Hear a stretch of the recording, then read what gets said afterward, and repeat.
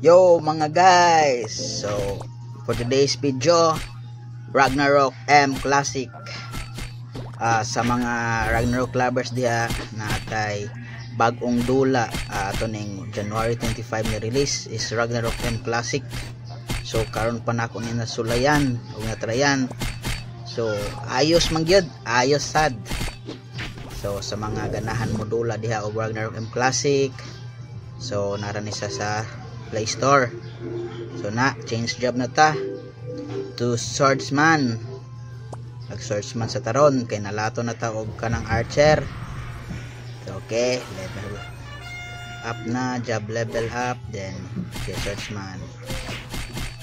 Kana nga ang mga tira diha. So nga na mga tinirahan na naata sa quadron sa instances.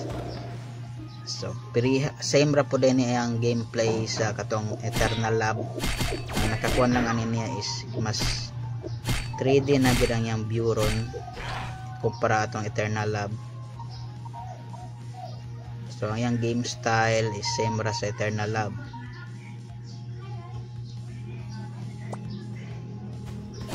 So sa lahot ani wata kabalo unsa ba, pero sa pagkakaroon ato sa ning lingaw-lingaw sa tagdula anig nindot ba.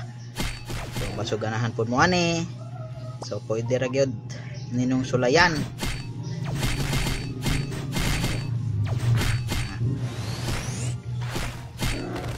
Sa birahe kombate. Okay.